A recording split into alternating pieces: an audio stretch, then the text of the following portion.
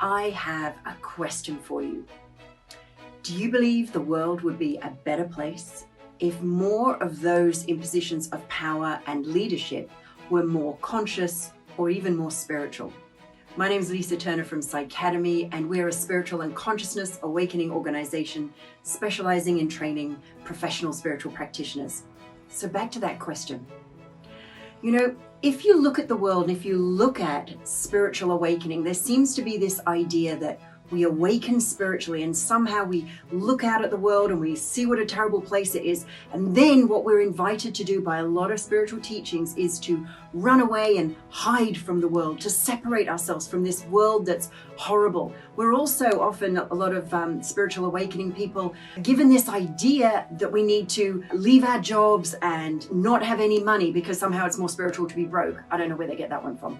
But here's what I do is I like to look at the logic of these things. As an ex-engineer and a scientist, I look at the logic of this. So the logical conclusion, if everyone who becomes awakened, becomes spiritually conscious, they are more aware, they're more empathetic, they know how to make decisions for the highest good, and then we're told, oh no, you need to leave the world.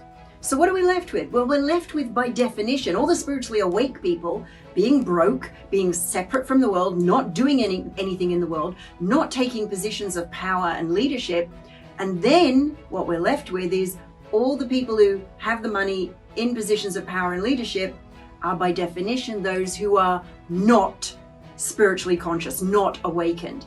Now, if we live in a world where everyone who's in power and everyone who's in a position of leadership is by definition not spiritual, what would we have? What would the world look like?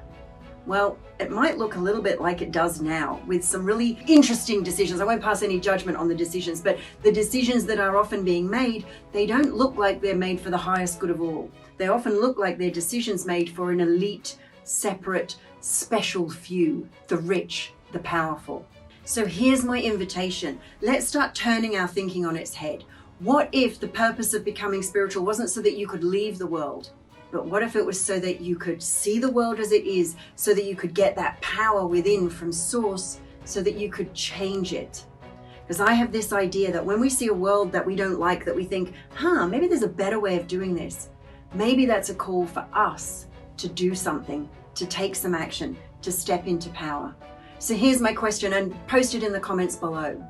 What's the one thing that you could do as a spiritually conscious person right now to make the world a better place? And when will you do it? And if you don't feel that you can do it, then you are in absolutely the right place. Go over to my website. We have a ton of really empowering resources that will enable you to step back into your place of power. So go and join us over there on psychademy.co.uk and post below. Share your thoughts. I'd love to know. Bye for now.